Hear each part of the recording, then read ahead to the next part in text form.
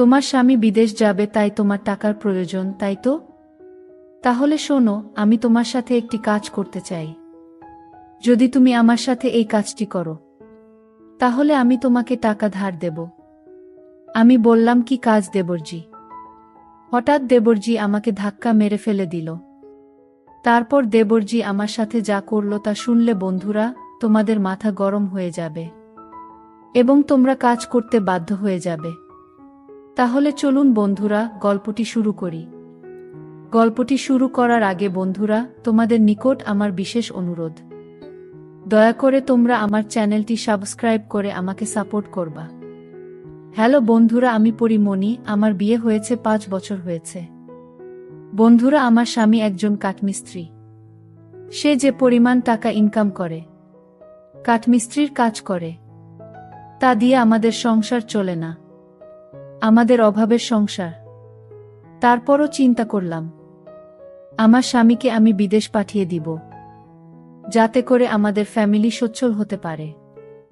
আমরা আমাদের ফ্যামিলির অভাব দূর করার জন্য আমার স্বামীকে বিদেশ পাঠানোর চিন্তাভাবনা করলাম। কিন্তু আমাদের কাছে তো এত টাকা নেই। তাহলে কি করব? ইদানিং মিস্ত্রির কাজও খুব একটা বেশি পাচ্ছে না। দেশে যেন দুর্ভিক্ষ দেখা দিয়েছে। প্রতি মাসে যে পরিমাণ টাকা আয় করে তা দিয়ে আমাদের সংসার চলে না, আরও বরঞ্চ ঋণ হয়। বাজারে দ্রব্যমূল্যের যে দাম, তা দিয়ে আমাদের সংসার চালাতে খুব কষ্ট হয়। খুব কষ্ট করে আমি আমার স্বামীকে নিয়ে সংসার চালাই। মনে মনে ভাবলাম, এভাবে তো আর আমাদের সংসার চলবে না। বাজারে যে জিনিসপত্রের যে দাম, তা দেখে মনে হচ্ছে সামনে আমরা বড় বিপদে পড়ে যেতে হবে। চোখে মুখে সর্ষে ফুল দেখতে পেলাম। গ্রামের একজন প্রবাসী ভিসা দেওয়ার অফার দেয়। আমার স্বামী বিদেশ যাওয়ার ইচ্ছে জাগল। ভিসা বাবদ 4 লক্ষ টাকা লাগবে। কিন্তু হাতে টাকাকড়ি বলতে মোটেও নেই। উপায়ন্ত না দেখে আমার ভাসুর সিরাজ মিয়ার মাধ্যমে ব্যাংক হতে বিভিন্ন মানুষের নামে 3 লক্ষ টাকা ম্যানেজ করা হলো। বাকি টাকার ব্যবস্থা কিভাবে করি, তাই চিন্তায় পড়ে গেলাম। কোনো পথ পাচ্ছিলাম না। একদিন আমি আর আমার স্বামী বসে আলোচনা করলাম যে শহরে আমার স্বামীর 2 জন মামাতো ভাই থাকে। তাদের বাসায় গেলে কোনো সাহায্য পাওয়া যায় কিনা দেখা যেতে পারে। যেই ভাবা সেই কাজ। আমরা দিনক্ষণ ঠিক করে প্রথমে আমার দেবর বাসায় গিয়ে উঠলাম। আমার দেবর অবিবাহিত। সরকারি ভালো চাকরি করে, ভালো মাইনে পায়। তাছাড়া ভালো আউট ইনকাম তার। সেজন্য কোনো অভাব নেই বললেই চলে। সামনে বিয়ে করার প্ল্যান আছে বিধায় বিরাট আকারের একটি বাসা নিয়ে থাকেন। আমরা বিকেলে দেবরের বাসায় গিয়ে পৌঁছালাম। আমাদেরকে দেখে সে আশ্চর্য হয়ে গেল। সে বলল, আপনারা কোথায় হতে এলেন, কিভাবে এলেন, কি উদ্দেশ্যে এলেন? একসাথে অনেক প্রশ্ন করে আমাদেরকে বাসায় অভ্যর্থনা জানান। আমরা বাসায় ঢুকলাম। হাত মুখ ধুয়ে ফ্রেশ হলাম। দেবর বাড়ির সবার কথা জানতে চাইল। তাদেরও আমাদের বাড়ির সবার কথা তাকে জানালাম। আমরা যাওয়ার কিছুক্ষণের মধ্যেই আমার দেবর কাজের বুয়াকে আমাদের জন্য খাবার তৈরির নির্দেশ দিল। আমাদের উদ্দেশ্যের কথা এখনই বললাম না। রাতে খাওয়া দাওয়া সেরে বলল, প্ল্যান আছে। সন্ধ্যের সামান্য পরে আমার স্বামী বলল, আমি একটু আমার আরেক ভাইয়ের বাসা থেকে ঘুরে আসি। তারপর রাতে একসাথে খাওয়া দাওয়া করে কথা বলবো। দেবর বলল, রাতে ঠিক চলে আসবেন তো ভাইয়া? আমার স্বামী বলল, হ্যাঁ। তাহলে যান। শোনেন, যদি রাতে আপনি না আসেন, তাহলে আমি কিন্তু ভাবিকে আস্ত রাখব না বলে দিলাম। এই বলাতে আমরা 3 জনেই অট্টহাসিতে ভেঙে পড়লাম। আমার স্বামী চলে গেল। আমি আমার শিশু বাচ্চাকে খাওয়ালাম এবং তাকে ঘুম পাড়িয়ে দিলাম। আমরা দেবর ভাবি সোফায় বসে টিভি দেখছিলাম আর রাজ্যের নানা কথাতেই মশগুল হয়ে গেলাম। কথার ফাঁকে আমাদের উদ্দেশ্যের কথা বললাম। তোমার ভাই বিদেশ যেতে চায়, কিন্তু টাকার খুব অভাব। মোটামুটি টাকা জোগাড় করেছি, আরও 1 লক্ষ টাকা দরকার। তুমি দিতে পারবে ভাই? তাহলে আমাদের খুব উপকার হবে। আমি কথাটা উপস্থাপন করলাম। তারপর দেবর বলল, এত টাকা আমি একসাথে এখনো দেখিনি বলে দুষ্টুমির ছলে সোফায় কাত হয়ে পড়ে গেল। অভিনয় করার দরকার নাই বলে আমি তাকে টেনে তুললাম। এরপর আমরা রাতের খাবার খেয়ে নিলাম। আমার স্বামী সেদিন রাতে বাসায় আসলো না। তার জন্য অপেক্ষা করতে করতে আমরা শুয়ে রইলাম। নতুন জায়গা, তেমন ভালো ঘুম হলো না। সকালে স্বাভাবিকভাবে নাস্তা সেরে নিলাম। আমার স্বামী আসলে তাকে নাস্তা দিলাম। আমরা চলে যাবার প্ল্যান করলাম। তার আগে আবার একবার দেবকে টাকার কথা বললাম। দেব বলল, টাকা জোগাড় করতে আমার সপ্তাহখানেক সময় লাগবে। কখনো লাগবে তোমাদের টাকা? আমি বললাম, আগামী তারিখে 10 দিনের মধ্যে হলে আমাদের চলবে। আমার স্বামীর দিকে লক্ষ্য করে বলল, তাহলে আগামী সোমবার তুমি আবার এসো। আমি কিছু টাকা দিতে পারবো। বাকি টাকা তুমি অন্য কোথাও সংগ্রহ করতে পারো কিনা দেখ। আমার স্বামী কি যেন চিন্তা করল। তারপর বলল, তাহলে আমি তোর ভাবিকে রেখে যাই। তুই যত তাড়াতাড়ি পারিস টাকা জোগাড় হলে তোর ভাবিকে পাঠিয়ে দিস কেমন? আমি আপত্তি করলাম। আমার স্বামী আড়ালে নিয়ে আমাকে বলল, যদি আমরা কেউ সামনে না থাকি তাহলে সে টাকা দেওয়ার ভুলে যাবে। আর তুমি এখানে থাকলে এমন কিছু ঘটবে না। তুমি এখানে থাকো, টাকা যে কোনো উপায়ে আমাদের পেতে হবে। আমি বাড়ি যাই, দেখি বাকি টাকার কি ব্যবস্থা করা যায়। আর তুমি বুঝিয়ে সুঝিয়ে বেশি টাকা নিতে পারবে কি না দেখবে। আমি রয়ে গেলাম। আমার স্বামী চলে গেল। আমার স্বামীকে গাড়িতে তুলে দিয়ে 1 ঘন্টার মধ্যে দেবর ফিরে আসলেও দিনে কোনো প্রকার দুষ্টুমি করেনি। রাত হলো, সে রাতের কথা। কিছুক্ষণ পর বলছি, রাত প্রায় 9টা বাজল। আমরা রাতে খাওয়া দাওয়া সেরে নিলাম। এবার ঘুমানোর পালা। আমি আমার শিশু সন্তানকে খাইয়ে ঘুম পাড়িয়ে নিলাম। আমি বিছানায় গিয়ে শুনলাম দেবর টিভি অন করে সোফায় আরাম করে বসল। বসে আমায় ডাকলো, ভাবি সোফায় আসো। আমি কোনো জবাব না দিয়ে বিছানায় শুয়ে রইলাম। একবার আমাকে ডেকে সাড়া না পাওয়ায় সোফা হতে উঠে আসলো এবং আমাকে ভাবি ভাবি বলে ডাকতে লাগলো। আমি সাড়া না দিয়ে পারলাম না। বললাম, অনেক রাত হয়েছে, ঘুমিয়ে পড়ো। এরপর সে বিছানায় গিয়ে শুয়ে পড়ল। কতক্ষণ ঘুমালাম জানি না কেন আমার ঘুম ভেঙে গেল। আমার ঘুম ভাঙ্গার আমি দেখতে পেলাম আমার সব কিছু কেমন যেন এলোমেলো হয়ে আছে। মনে হচ্ছে অনেক বড় কিছু হয়ে গেছে আমার সাথে। বুঝতে পারলাম না ঘুমের মধ্যে কি ঘটনা ঘটে গেছে। মনে হচ্ছে আমার সাথে কেউ অন্য রকম কিছু করেছে। ভাবলাম আর থাকবো না, চলে যাব। আর আমার সাথে যে রাতে এইরকম হয়েছে তা আমি আমার দেবরকে কোনোভাবেই বুঝতে দেই নাই। না বোঝার ভান করলাম। তারপর সকালে নাস্তা খেলাম। মনে মনে ভাবলাম এখান থেকে চলে যাব।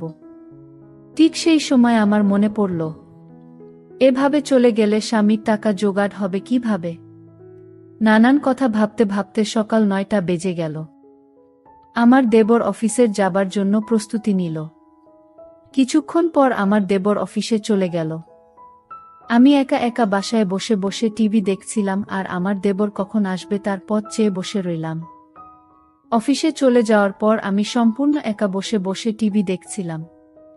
হঠাৎ দরজায় কড়া নাড়ল। দরজার পাশে গিয়ে জিজ্ঞেস করলাম, কে বাহির হতে জবাব এলো। আমি কাজের বুয়া, তাই দরজা খুলে দিলাম। বুয়া পাক শাক সব শেষ করে আমার কাজ হয়ে গেছে বলে বিদায় নিয়ে চলে গেল। আমি আবার টিভি দেখায় মগ্ন হলাম। বেলা প্রায় 1টা বাজল। আমি স্নান করার জন্য প্রস্তুতি নিলাম। এমন সময় মোবাইলে বেজে উঠল। দৌড়ে গিয়ে রিসিভ করলাম।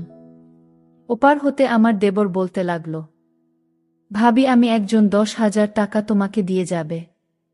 তুমি টাকাটা রেখে দিওয়। লোকটা আমার খুব আপন। একটু ভালো করে মেহমানদারি করবেন। চা নাস্তা যা চায় তা দেবেন।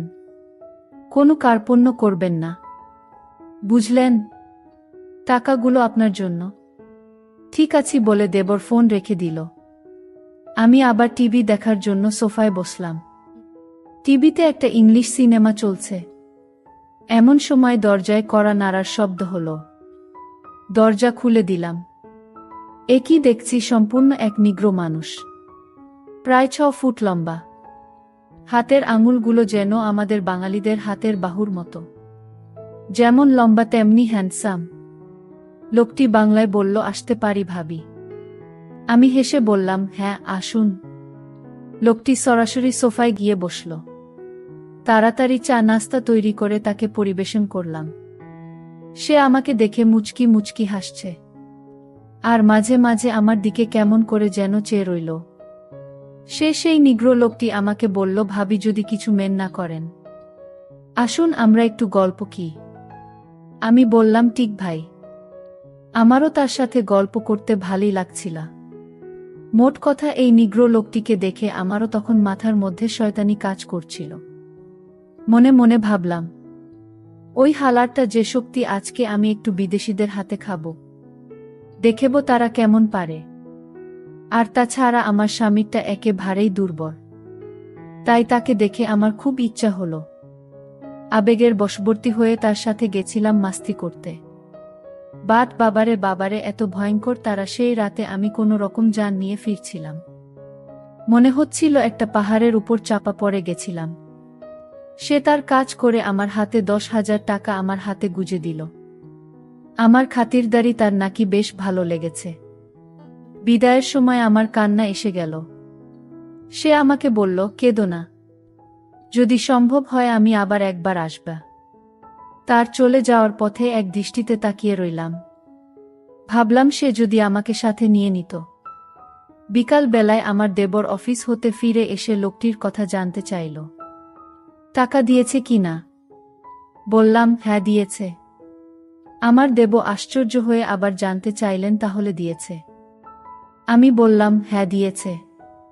তো এতে আশ্চর্য হওয়ার কি আছে? আমার দেবর হেসে উঠে বলল, এমনি এমনি দেওয়ার কথা ছিল না। আমি কোনো কথা না বলে চুপ হয়ে রইলাম। আমার নীরবতাই সে যা বোঝার বুঝে গেল। আমাকে বলল, ভাবি দুনিয়াটা বড়ই কঠিন। কেউ কাউকে এমনি এমনি টাকা দিতে চায় না, সবাই বিনিময়ে চায়। ভাবি আপনার তো টাকা দরকার, আমি আপনাকে টাকা দেবার সব ব্যবস্থা করব। যদি আপনি আমার সাথে একটি কাজ করেন, তাহলে দেখবেন আপনার স্বামীর বিদেশ যাওয়ার টাকা 2 দিনেই জোগাড় হয়ে যাবে। তখন আমি বললাম, কি কাজ ভাই? তারপর আমার দেবর খুব আমতা আমতা করে বলতে লাগলেন, ভাবি কিভাবে যে আপনাকে বলি। তারপরও বলছি, যেহেতু আপনার টাকার খুবই প্রয়োজন। তো ভাবি, যদি আপনি আমার সাথে, মানে আমি যেভাবে বলি সেইভাবে বেশ কিছুদিন কাজ করেন, তাহলে আপনি অনেক টাকা পেয়ে যাবেন। আপনি শুধু, আমার একজন বিদেশি বন্ধু আছে, তাকে একটু খুশি করতে হবে। তাহলে দেখবেন সে খুশি হয়ে আপনাকে 2 লক্ষ টাকা দিবে। গতকালকে সে আমার মোবাইলে আপনার ছবি দেখেছে। আপনার ছবি দেখে আপনাকে ওনার খুব পছন্দ হয়েছে। এখন আপনি যদি আমাকে সম্মতি দেন, তাহলে আমি তার সাথে কথা বলতে পারি। আমি মনে মনে ভাবলাম, আমার স্বামী বিদেশ যাওয়ার জন্য টাকাটা খুব জরুরি। আর তাছাড়াও কেউ এমনি এমনি আমায় টাকা দিবে না। বিনিময় ছাড়া কেউ কোনোদিন কিছু দিতে চায় না। তাই রাজি হয়ে গেলাম। আমি রাজি হওয়াতেই আমার দেবর অনেক খুশি হয়ে গেল। তারপর অদ্ভুত দৃষ্টিভঙ্গিতে সে আমাকে ধাক্কা মেরে ফেলে দিল। তার ধাক্কায় আমি পড়ে গেলাম। তারপর সে আমাকে কিছু একটা অন্যরকম আচরণ করা শুরু করল। আমিও কিছু বুঝেও না বোঝার ভান করলাম, কারণ আমার টাকাটা প্রয়োজন। আর এই সময়ে তার এই প্রস্তাবটা আমার কাছে খুব ভালো লাগলো। টাকাটা না পেলে হয়তো আমার স্বামী বিদেশ যেতে পারবে না। তাই আমি তার সাথে কাজ করতে বাধ্য হলাম। সারারাত কাজ করার পর সকাল হলো। সকলে সে আর আমি নাস্তা করলাম। তারপর দেবর আমাকে বলল, ভাবি আপনি প্রস্তুতি থাকবেন। আজকে আমি আর আমার বন্ধুকে নিয়ে আসব। বাড়িতে একটা ছোটখাটো পার্টি হবে। আপনি খুব সাজুগুজো হয়ে থাকবেন। আমি বললাম, ঠিক আছে। তারপর আমার দেবর অফিস থেকে ফেরার সময় তার বন্ধু মিস্টার টিকলুকে নিয়ে বাসায় আসলো। ওমাগো, দেখতে একেবারে গিগ্রোদের মতো, অনেক হ্যান্ডসাম, দেখতে একবারে কালো কিটকিটে। আমি বললাম, ওমাগো, তার সাথে যদি আমি যাই, তাহলে তো আমি শেষ হয়ে যাব। যাই হোক, তারপরেও আমাকে যেতে হবে, কারণ তার সাথে যদি যাই, তাহলে সে আমাকে অনেক অর্থ দিবে, যা দিয়ে আমি আমার স্বামীকে বিদেশ পাঠাতে পারব। যাই হোক, সে রাতে পার্টিতে অনেক নাচ গান করলাম, যার ফলে মনটা অনেক ভালো হয়ে গেল। রাত যখন গভীর হলো তখন দেখি সে ওই কালো লোকটা কি যেন কাচ্ছে। তারপর আমাকে বলল, কি ভাবি, খাবেন নাকি? আমি বললাম, টিকলু ভাই, কি এটা? সে বলল, অনেক মজার একটা জিনিস, খেয়েই দেখেন না। তারপর ওইটা খাওয়ার পর আমি যেন পাগল হয়ে গেলাম। অন্যরকম একটা সুখের প্রয়োজন মনে হলো। বন্ধুরা, তারপর এই কালো কুচকুচে লোকটা আমার সাথে এক অন্যরকম আচরণ করা শুরু করল। আমিও তার কথায় সায় দিতে থাকলাম। কি বলবো বন্ধুরা, মানুষেরটা এত পাওয়ারফুল হয় না। মনে হচ্ছিল যেন হিংস্র কোনো জানোয়ারের আক্রমণে পড়েছি।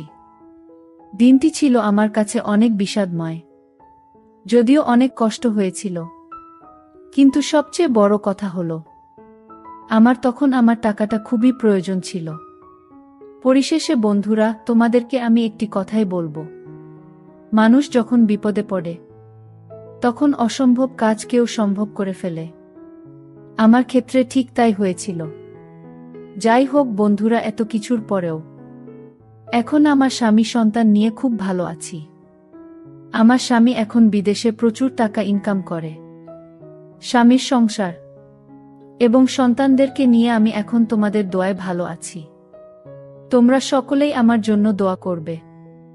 বন্ধুরা, ভিডিওটি যদি ভালো লাগে তাহলে একটি লাইক দিন। আর তোমরা যদি এইরকম ধরনের ইন্টারেস্টিং ভিডিও পেতে চাও তাহলে দয়া করে আমার চ্যানেলটি সাবস্ক্রাইব করো। পরিশেষে তোমাদের সকলের সুস্বাস্থ্য কামনা করি। ভিডিওটি দেখার জন্য তোমাদের সকলকে অসংখ্য ধন্যবাদ।